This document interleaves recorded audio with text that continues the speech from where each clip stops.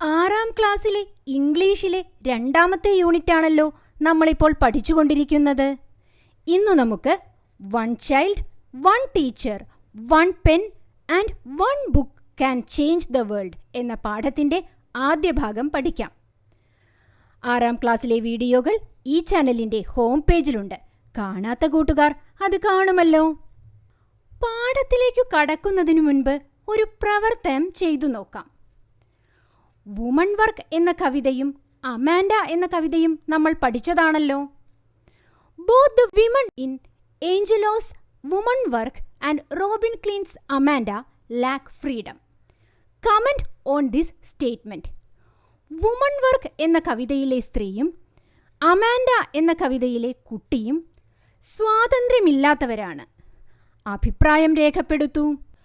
Both the woman and Amanda feel lack of freedom because the woman has to do all the works in the house and Amanda can't do anything of her wish.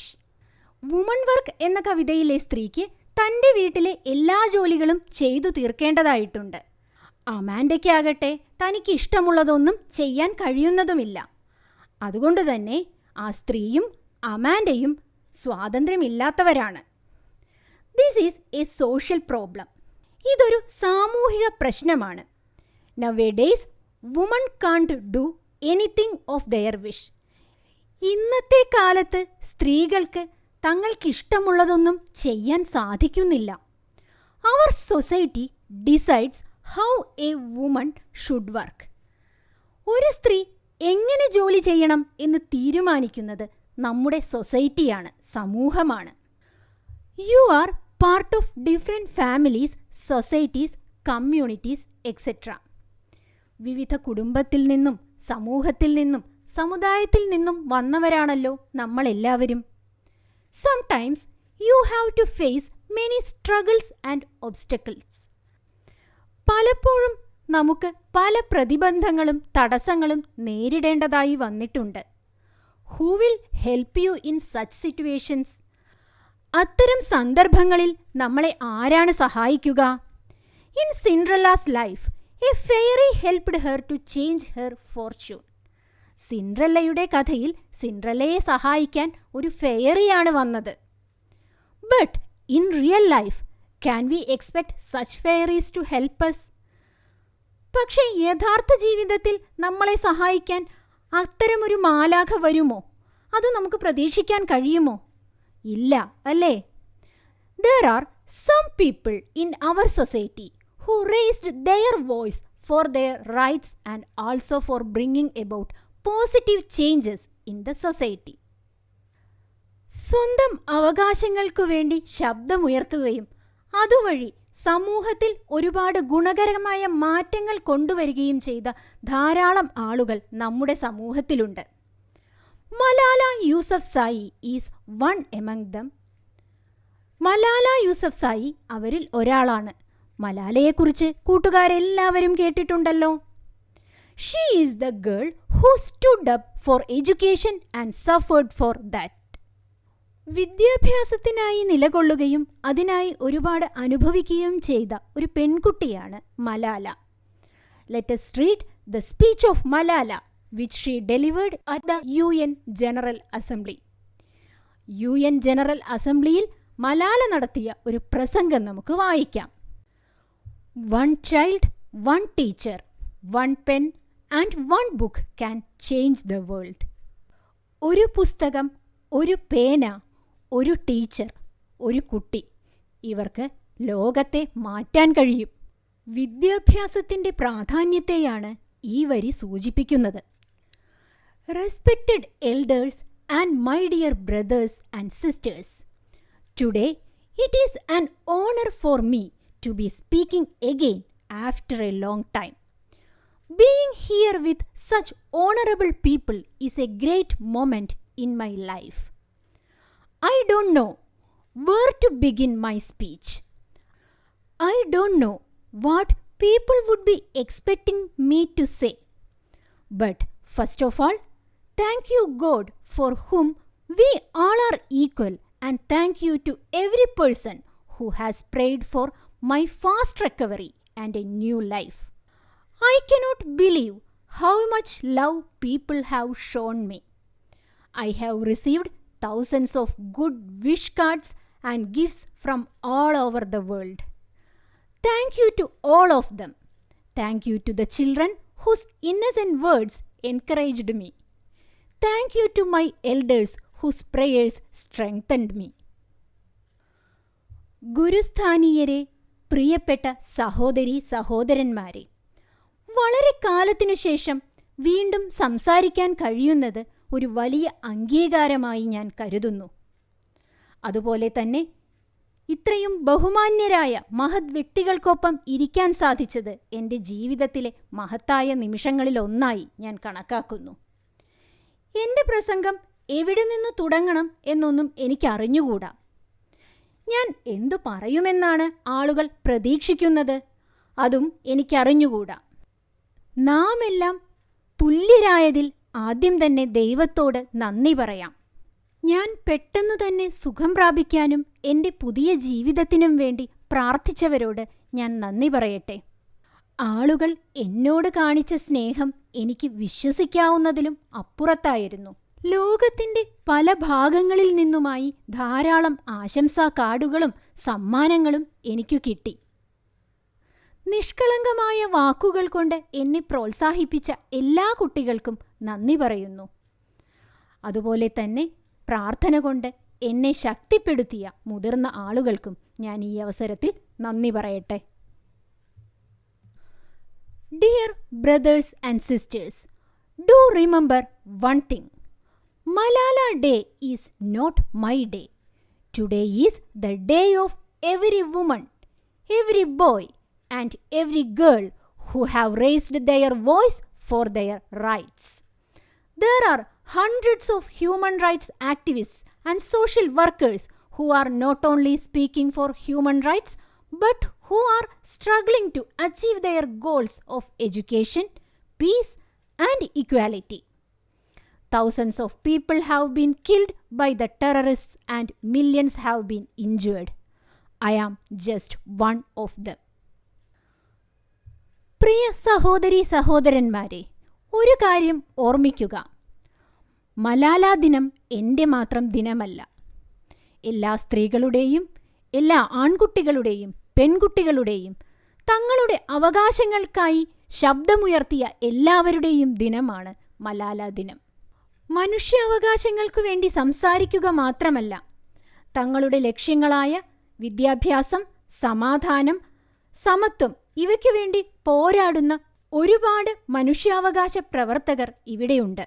ഇത്തരത്തിൽ നിരവധി പേർ ഭീകരവാദികളാൽ കൊല്ലപ്പെടുകയും ഒരുപാട് പേർക്ക് മുറിവേൽക്കുകയും ചെയ്തു.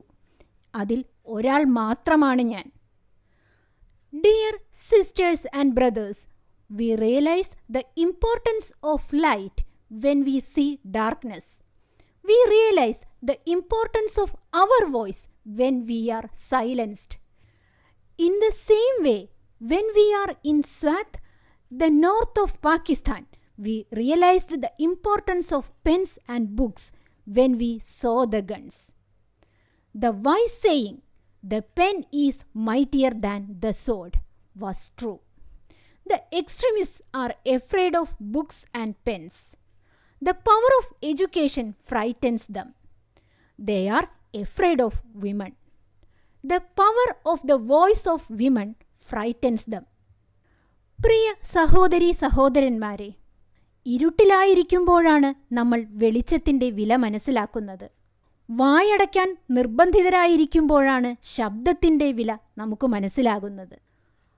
അതുപോലെ വടക്കൻ പാകിസ്ഥാനിലെ സ്വാത്തിൽ ഞങ്ങൾ ഉണ്ടായിരുന്ന സമയത്ത് തോക്കുകൾ കണ്ടപ്പോഴാണ് പുസ്തകത്തിൻ്റെയും പേനയുടെയും പ്രാധാന്യം ഞങ്ങൾ തിരിച്ചറിഞ്ഞത്. തൂലികയ്ക്ക് പടവാളിനേക്കാൾ ശക്തിയുണ്ട് എന്ന ചൊല്ല് വളരെ ശരിയാണ്. തീവ്രവാദികൾ പുസ്തകത്തെയും പേനയെയും പേടിക്കുന്നു. അവർ വിദ്യാഭ്യാസത്തിൻ്റെ ശക്തിയെ ഭയക്കുന്നു. അവർ സ്ത്രീകളെ ഭയക്കുന്നു.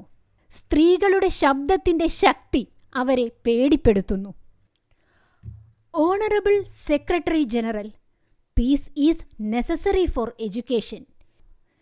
in many parts of the world, terrorism, wars, and conflicts stop children from going to schools.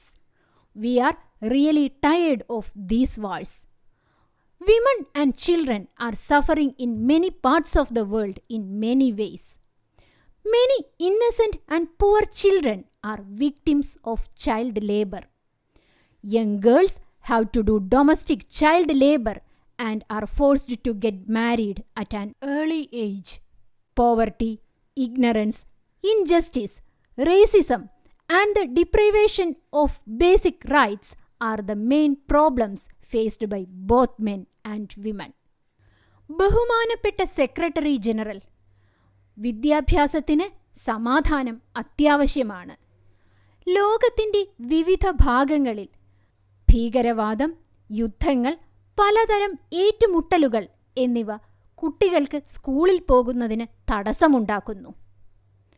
ഇത്തരം യുദ്ധങ്ങൾ കൊണ്ട് ഞങ്ങളെല്ലാം മടുത്തുപോയിരിക്കുന്നു. ലോകത്തിൻ്റെ വിവിധ ഭാഗങ്ങളിൽ സ്ത്രീകളും കുട്ടികളും പല രീതിയിലുള്ള ബുദ്ധിമുട്ടുകളും കഷ്ടതകളും അനുഭവിക്കുന്നുണ്ട്. നിഷ്കളങ്കരായ പാവപ്പെട്ട കുട്ടികൾ ബാലവേലയ്ക്കിരകളാകുന്നു. കൊച്ചു പെൺകുട്ടികൾ വീട്ടുജോലികൾ ചെയ്യുവാനും ചെറിയ പ്രായത്തിൽ തന്നെ വിവാഹം കഴിക്കാനും നിർബന്ധിതരാകുന്നു. ദാരിദ്ര്യം, അറിവില്ലായ്മ, അനീതി, വർണ്ണവിവേചനം, അടിസ്ഥാന ആവശ്യങ്ങൾ നഷ്ടപ്പെടൽ ഇവയെല്ലാം പുരുഷന്മാരും സ്ത്രീകളും അനുഭവിക്കുന്ന പ്രശ്നങ്ങളാണ്. മലാലയുടെ പ്രസംഗത്തിൻ്റെ കുറച്ചു ഭാഗം മാത്രമാണ് നമ്മൾ കേട്ടത്. ഇനി നമുക്കൊരു പ്രവർത്തനം ചെയ്തു നോക്കാം. Prepare a picture album of the social activists who raised their voice for the education of children and women. Give a short description under each picture or photograph. കുട്ടികളുടെയും സ്ത്രീകളുടെയും വിദ്യാഭ്യാസത്തിനു വേണ്ടി ശബ്ദമുയർത്തിയ സാമൂഹ്യ പ്രവർത്തകരെക്കുറിച്ച് ഒരു പിക്ചർ ആൽബം തയ്യാറാക്കാനാണ് പറഞ്ഞിരിക്കുന്നത്. ഒരു ചിത്രമോ ഒരു ഫോട്ടോഗ്രാഫോ വെച്ച് അതിൻ്റെ താഴെ ഒരു ചെറുകുറിപ്പായി എഴുതാം. Kailash Satyarthi. Kailash Satyarthi is an Indian social reformer who campaigned against child labor in India and advocated universal right to education. He was the co-recipient of Nobel Prize for Peace along with Malala Yousafzai in 2014. He is the founder of multiple social activist organizations. ബാലവേലയ്ക്കെതിരെയും സാർവത്രികമായ വിദ്യാഭ്യാസ അവകാശങ്ങൾക്ക് വേണ്ടിയും പോരാടിയ ഭാരതീയനായ സാമൂഹ്യ പരിഷ്കർത്താവാണ് കൈലാഷ് സത്യാർത്ഥി. 2014 മലാല യൂസഫ്സായിക്കൊപ്പം സമാധാനത്തിനുള്ള നോബൽ സമ്മാനം അദ്ദേഹം കരസ്ഥമാക്കി. പല സാമൂഹിക പരിഷ്കരണ സംഘടനകളുടെയും സ്ഥാപകൻ കൂടിയാണ് കൈലാഷ് സത്യാർത്ഥി. Savitri Devi Phule. Savitri Devi Phule is often called the mother of Indian feminism. In fact many called her modern India's first feminist. She was born and brought up in West Bengal. She is known for her contribution to women's education in India, including the construction of the first school for women in West Bengal. Indian ഫെമിനിസത്തിൻ്റെ അല്ലെങ്കിൽ സ്ത്രീപക്ഷവാദത്തിൻ്റെ മാതാവായിട്ടാണ് സാവിത്രി ദേവി ഫൂലെ അറിയപ്പെടുന്നത്. ഇന്ത്യയിലെ ആദ്യത്തെ feminist എന്നാണ് പലരും അവരെ വിളിക്കുന്നത്. പശ്ചിമ ബംഗാളിലാണ് അവർ ജനിച്ചതും വളർന്നതും. സ്ത്രീകളുടെ വിദ്യാഭ്യാസത്തിന് അവർ നൽകിയ സംഭാവനകളാണ് അവരെ പ്രശസ്തയാക്കിയത്. പശ്ചിമ ബംഗാളിൽ സ്ത്രീകൾക്കായി തുടങ്ങിയ ആദ്യത്തെ സ്കൂൾ സ്ഥാപിച്ചത് സാവിത്രി ദേവി ഫൂലെയാണ്.